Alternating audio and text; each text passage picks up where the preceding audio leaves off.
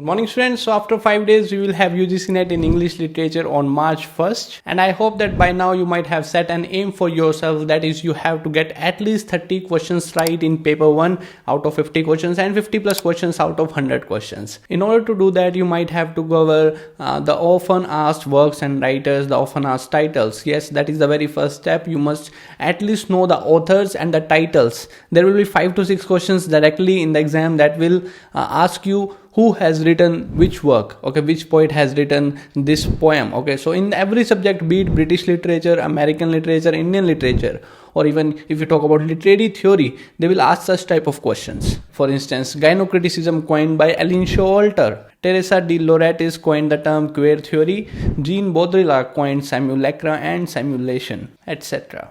Yes, this question on Jean Baudrillard was asked in the recent GATE examination. So keep on revising the authors, works written by them, and the theories. They can ask you to put the authors in chronology also. 2-3 times they have asked to put the works of Shakespeare in chronology. Okay, just like in the last exam they asked you to put the tragedies of Shakespeare into chronology. Okay, so every time they are asking the works of Shakespeare to put in chronology. Alright, so the very first step is to get the titles of their works on your tips.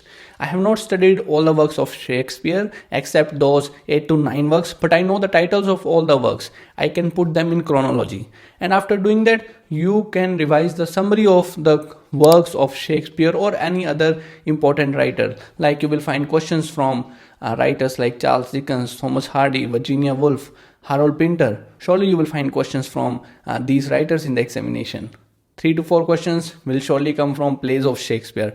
Last year they didn't ask any passage from Shakespeare, but before that in 2018, 2019, 2021, they always ask one passage from Shakespeare, and you will have 4 to 5 questions coming in the form of passage from Shakespeare. So go through those 10 to 11 important plays like all the 4 tragedies as I have just mentioned, and then we have Midsummer Night Dream, Twelfth Night, Tempest, Much Ado About Nothing. Okay, so they will ask you one passage surely from these plays. Okay, and yes, summaries will not help.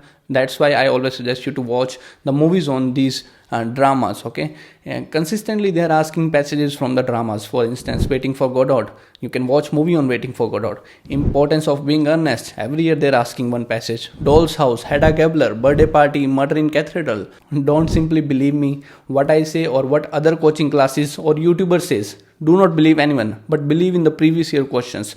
But previous year questions are saying is the truth. 60 to 70% of the works, writers, poets will again repeat in the upcoming examination directly from previous year questions topic. Of course, questions will not be repeated, but the works will repeat, writers will repeat. Like I gave the exam in 2018. In 2018, the magazines were there, Bible were there, figure of speech was asked.